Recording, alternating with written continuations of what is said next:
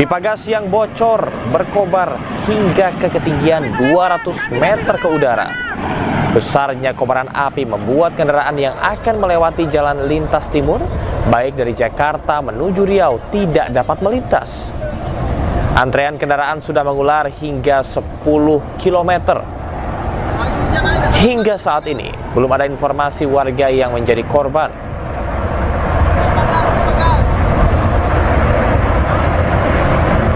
Gas di pipa gas meledak. Sebagaimana kita maklumi, gas ini melintas di lintas timur dari Sumatera Selatan menuju ke Dumai. Ya, kita mengimbau agar masyarakat menjauh dari pipa gas. Kondisi masyarakat sekarang ini bagaimana? Apakah sudah dihimbau untuk menjauh? Ya, sudah kita himbau melalui pihak setempat. Kita juga ada anggota kita yang di sana agar menjauh. Apalagi di Selensen itu memang lokasinya di daerah. Dan pemirsa, untuk mengetahui informasi terkini terkait dengan ledakan jalur pipa gas di Kabupaten Indragiri Hilir, kita akan terhubung dengan Bapak Junaidi, Kepala Dinas Damkar Kabupaten Indragiri Hilir Riau. Halo, selamat malam Pak Junaidi. Selamat malam Pak. Baik, Pak Junaidi, bisa diinformasikan Anda saat ini sedang berada di mana, akan menuju ke mana? Ya, kita akan menuju ke Desa Batu Ampar, Kecamatan Kemuning, Kabupaten Indragiri Hilir, lokasi terjadinya ledakan pipa gas yang dimiliki oleh PT TGI, Transgas Indonesia, yang melintas di sekitar hanya beberapa puluh kilometer dari perbatasan Riau dan Jambi. Baik, saat ini kondisi terkini ledakan pipa gas di Indragiri ini seperti apa Pak, update-nya Pak? Alhamdulillah, selama kejadiannya sekitar menjelang pukul 5 sore tadi, dalam suasana hari hujan lebat, walaupun jarak pipa gas dari jalan raya hanya tidak mencapai 1 km, sehingga mengganggu lalu lintas jalan. Sesuai dengan koordinasi kami dengan pihak PT TGI, kita minta bantuan untuk segera menutup jalur distribusi yang stasiunnya berada di daerah Jambi. Baik, untuk proses pemadaman ini seperti apa Pak? Apakah mengalami kendala atau seperti yang Anda sebutkan karena cuaca hujan ini lebih mudah? Karena ini sifatnya gas, kita tidak bisa menggunakan media air Pak untuk melakukan pemadaman. Baik. Sehingga kita minta kita minta tekanan gas melalui penutupan di stasiun distribusinya yang berada di daerah Jambi, Pak. Baik, ini kalau kita lihat di layar televisi, api membumbung tinggi setinggi 200 meter. Apakah ada potensi bahaya kepada masyarakat sekitar, Pak? Ya, kita juga lagi lagi mencoba melakukan identifikasi di lapangan. Karena selama kejadian tadi sampai hingga jam 19.00 WIB itu lokasi ledakan tidak bisa kita dekati, Pak. Dan melalui Camat Kemuning sesuai dengan arahan Bapak Bupati, Bu Wakil Bupati, dan kita juga berkoordinasi dengan pihak Polres Indragiri Hilir melalui Polsek Kemuning, masyarakat untuk kita evakuasi. Baik, Pak Junaidi, meskipun identifikasi masih dilakukan, tapi apakah ada informasi sementara alasan ataupun juga penyebab terjadinya kebakaran ini, Pak, kebocoran ini? Belum dapat kita informasi, Pak, penyebab utama terjadinya kebakaran, karena kita segera untuk berkoordinasi dengan pihak PT TGI untuk mengetahui penyebabnya. Sebagaimana kita ketahui, lokasi pipa gas ini memang jauh dari pemukiman, sesuai dengan SOP ketika dibangun. Dan ini akan pada malam hari ini, saya juga bersama dengan Kapolres Indragiri Hilir, Bapak AKBP Faruk, dengan timnya sedang melakukan dalam perjalanan yang akan membantu pihak Kecamatan Kemuning, Polsek Kemuning, dan juga Terangan Kemuning, dan pihak TGI untuk kita melakukan berkoordinasi untuk mengetahui penyebab utama, dan juga untuk kita melakukan upaya mitigasi terhadap masyarakat yang sudah kita lakukan evakuasi, Pak. Baik, Pak Junaidi, terakhir kalau kita lihat dari situasi saat ini dan juga pemadaman yang dilakukan, kira-kira perlu waktu berapa lama durasinya untuk bisa memadamkan api sampai dengan total? Ya, untuk tekanan gas sudah berkurang. Saya baru saja berhubungan dengan pihak TGI karena pipanya lebih kurang sekitar 30 km dari titik stasiun penutupan. Ya, mudah-mudahan ya kita berupaya dalam waktu 2-3 jam ke depan ini api bisa dapat zero burningnya. Ini kita upayakan, Pak. Baik. Yang sekarang kita tunggu, kita bersyukur jadi baik. Tidak begitu apa. Baik, Pak Junaidi, terima kasih banyak atas informasi yang Anda sampaikan. Mudah-mudahan ini api dan juga bisa segera dipadamkan dan juga tidak menimbulkan korban jiwa. Terima kasih, selamat bertugas kembali, Pak. Terima kasih, Pak. Selamat malam. Selamat malam. Barreskrim Polri membongkar jaringan tindak pidana perjudian online berskala internasional yang beroperasi di sejumlah wilayah di Indonesia. Pemirsa, pengungkapan ini merupakan tindak lanjut atas perintah Presiden Republik Indonesia Prabowo Subianto dalam program Astacita.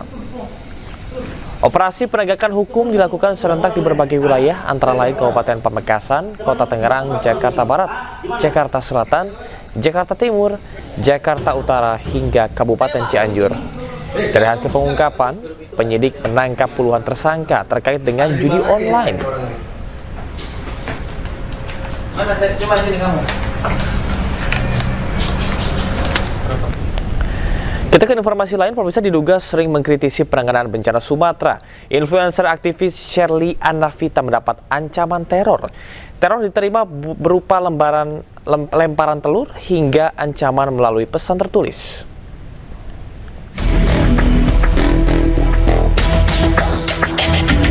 Aksi teror terhadap Shirley Anavita terekam kamera pengawas. Dalam rekaman terlihat dua pria berboncengan berhenti di dekat rumah Shirley. Satu pria kemudian turun dan mencoret mobil milik Shirley. Pelaku juga terlihat melemparkan paket yang diduga berisi telur ke teras rumah Shirley sebelum kabur. Pagi ini Shirley baru keluar dari tempat tinggal dan Shirley mendapati ini di depan ada satu kantong telur yang sudah dilemparkan, dan ini pecahannya teman-teman bisa lihat sampai ke sana, di sana. Dan tadi di depan sini Shirley juga mendapati gulungan kertas. Di sisi lain, pengamat intelijen mengingatkan para aktivis agar siap menghadapi reaksi dari unggahan di media sosial. Apalagi pendapat yang diunggah pendapat kritis tentang isu yang sensitif. Para aktivis maupun juga mereka-mereka yang mengunggah di konten-konten di media sosial, tentu karena yang nonton orang banyak, tentu ada yang pro dan juga ada yang kontra. Baik. Dan kita memang media seperti ini bukan ranah privat, tapi ranah publik, sehingga harus siap terhadap reaksi. Shirley Anavita menjadi salah satu influencer yang mendapat teror akibat beragam unggahannya di media sosialnya. Diduga teror yang ia terima akibat ia vokal menyoroti tentang penanganan bencana di Sumatera. Tim Liputan iNews melaporkan.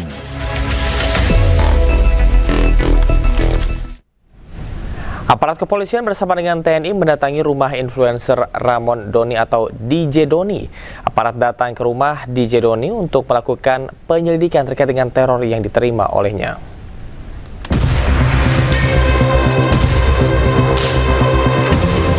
Petugas kepolisian dari Polsek Durensawit dan petugas TNI dari Koramil Durensawit mendatangi rumah korban DJ Doni di kawasan Cipinang Indah, Durensawit, Jakarta Timur. Petugas mengecek rekaman CCTV dan meminta keterangan korban DJ Doni. Petugas melakukan penyelidikan berdasarkan rekaman CCTV. DJ Doni menyebut polisi merespon cepat laporan yang ia sampaikan. Sejumlah barang bukti pun telah diserahkan DJ Doni ke aparat kepolisian. Responnya seperti apa? Bagus, responnya baik, langsung cepat tanggap, ya kan. Pak Kapolsek juga malam ini udah datang, dari Kodim juga datang melihat situasi di lapangan. Tadi juga anggota kepolisian sudah melakukan olah TKP, Bang, di rumah Abang. Sudah. Ada temuan-temuan apa, Bang, yang disampaikan ke Abang? Bukti-buktinya, bukti ancaman, surat ancaman, terus apalagi tadi bukti bom molotovnya yang pecah, sumbunya juga masih ada. Sebelumnya, influencer Raymond Doni atau DJ Doni melapor ke Polda Metro Jaya terkait teror yang dialaminya. Bahkan DJ Doni curiga pelaku teror bukan orang sembarangan karena mengetahui alamat tempat tinggalnya meski domisili DJ Doni berbeda dari yang tertera di KTP. Sementara itu, polisi didesak untuk mengungkap kasus teror ini hingga tuntas agar tidak menimbulkan prasangka. Polisi bisa menelusuri para pelaku dari data dan informasi awal bahwa pelaku terindikasi pihak yang dirugikan atas aktivitas yang dilakukan oleh para influencer. Di mana negara? Di sinilah kita berharap Kepolisian Republik Indonesia, di mana tugasnya adalah menegakkan, di situ sudah jelas tugasnya menjaga keamanan dan ketertiban, melindungi masyarakat, mengayomi masyarakat, melayani masyarakat, menegakkan hukum. Di mana sekarang sudah benar harus bawa ke polisi. Dan kepolisian saya kira tidak sulit untuk mencari hal ini. Tinggal sekarang adakah kemauan untuk memperbaiki keadaan ini atau tidak? Kalau memang kita ingin bersama, ya mari. Pemberitaan ini wajar harus disampaikan supaya semua tahu. Baik. Siapa yang melanggar, siapa yang tidak. Kan begitu. Baik, Pak Soleman, kira-kira siapa pelaku teror ini dengan banyaknya aktivis yang terkena teror? Dalam ilmu intelijen selalu yang melaksanakan itu adalah orang-orang yang merasa dirugikan akibat adanya pemberitaan ini. Itu aja. Teror yang diterima oleh DJ Doni diduga karena ia kerap bersuara terkait penanganan bencana banjir Sumatera dan mengkritik pengelolaan lingkungan. Tim Liputan iNews melaporkan. Partai Demokrat melayangkan somasi terhadap beberapa akun media sosial penyebar fitnah yang mengaitkan Susilo Bambang Yudhoyono atau SBY dengan isu ijazah Jokowi. Somasi juga dilayangkan kepada seseorang bernama Sudiro Wibudius Piliang.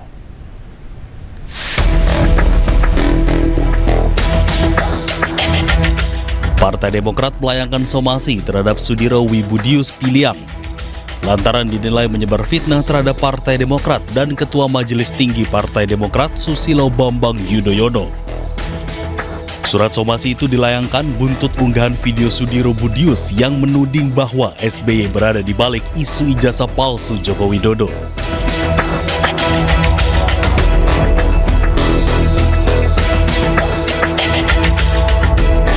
Dalam surat somasinya, Demokrat dengan tegas menyebut bahwa video tersebut tidak benar, jauh dari suatu kebenaran dan merupakan pemberitaan bohong atau fitnah.